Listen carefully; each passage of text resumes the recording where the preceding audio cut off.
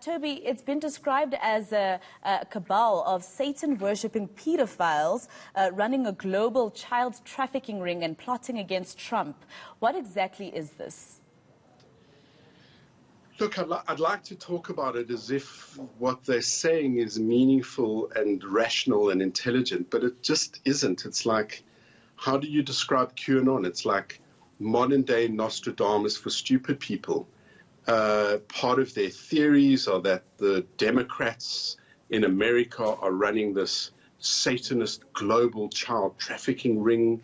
You will have heard of the Pizzagate saga, where the people, it's just made up nonsense. I don't know how else to describe it. It's gobbledygook. The character Q, nobody knows who it is. There's a lot of speculation that it's a South African technology journalist called Paul Ferber. And we have no idea if that's true or not. Paul has denied it.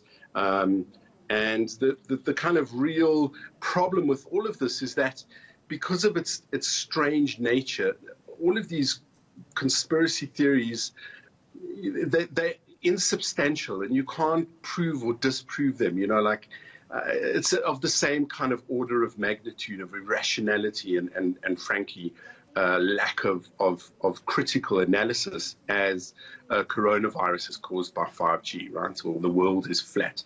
And there's a whole bunch of these conspiracy theories that just float around on the internet. People pick up on them and then assume that they are even more realistic because, you know, the government doesn't act on it.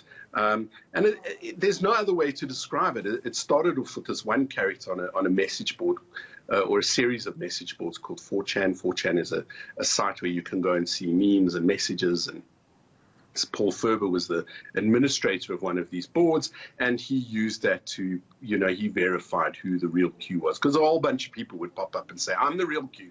Another one would say, no, I'm the real Q. And it was really fringe stuff that no one took seriously.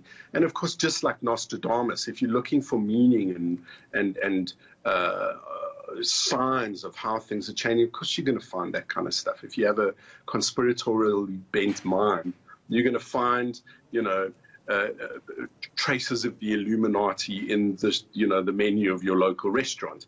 And that's kind of what QAnon's become. And the original character was called Q, and the whole movement's called QAnon.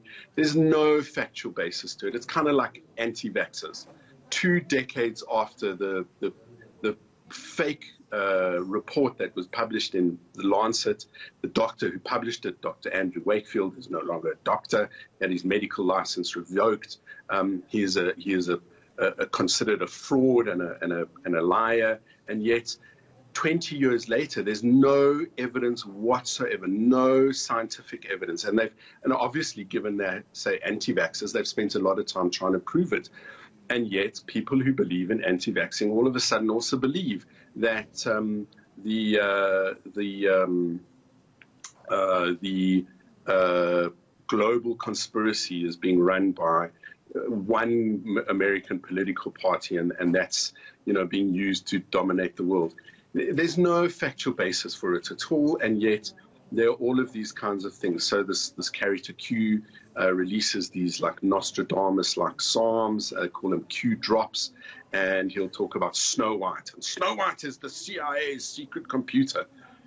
You know, who knows if it's true or not, but the people who read it are uncritical, unthinking, irrational. They don't apply logic or rationality to how they do it, and it's you know, it's just patently improbable at the very least, if not utterly impossible and irrational. And yet there's this global movement that seems to think this is very real. I mean, to the point where an armed man with a machine gun took over the bridge over the Hoover Dam, the actual dam, demanding that someone take this stuff seriously. Now, I mean, say what you want about law enforcement. If somebody in law enforcement really looked into this kind of stuff, you don't think there'd be arrests or something about it. But it's the nature of conspiracy theories that whenever you disprove them, the people who believe in this kind of drivel seem to think that that is an opportunity to prove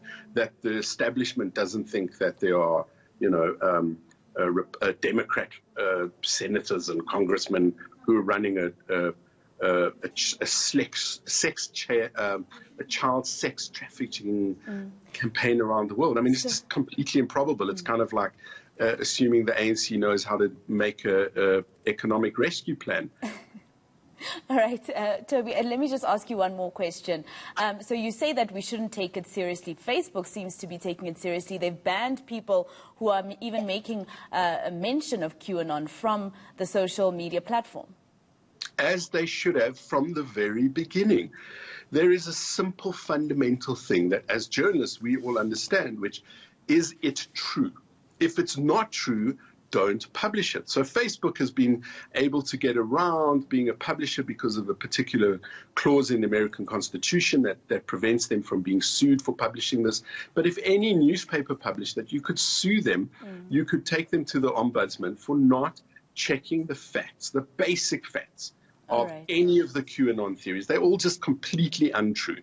There's no factually basis to them. I mean, the fact that Donald Trump believes them should be enough of a sign for most people that they are not true. All right, thank you very much. That's Stuff Magazine editor Toby Shapshack. Thank you for your time.